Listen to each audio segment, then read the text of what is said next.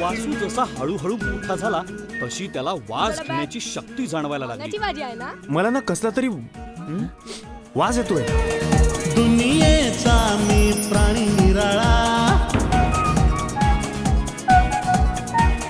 दुनियेचा मी प्राणी निराळा, असल मराठी तरी वेगळा, दुष्टांचा नाचा माझ्या पुढे येणार तर सांभाळ बाळा, शांतीच्या प्रवासात मी आहे हळवा.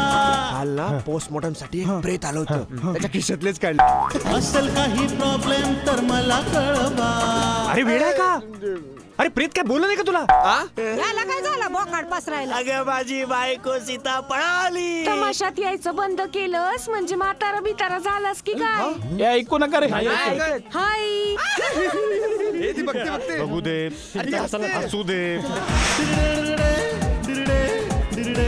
या मुलीला घेऊन आलोय तुझ्याकडे. तुम्ही हे पण काम करता?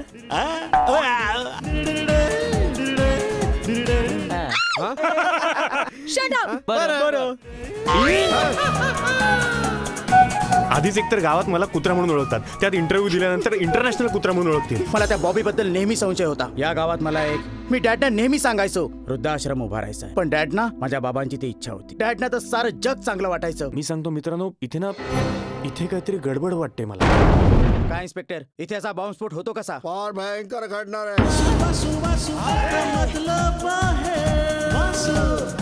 काय झालं? अरे मला काय माहित. आला आला आला. सीते थांब, मी आलोय. अरे ब्रेक नाही. या लोकांनी कधीच कोणाचं वाईट केलं नाही. एवढे दिवस थांबलीस, अजून थोडे दिवस थांब ना प्लीज.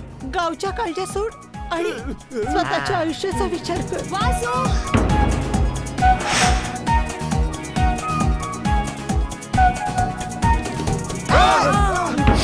हे सोंडक्या, तुझ्या असल्या धमक्यानं मी घाबरत नाही. फोटोग्राफीचा शौक आहे ना तुला?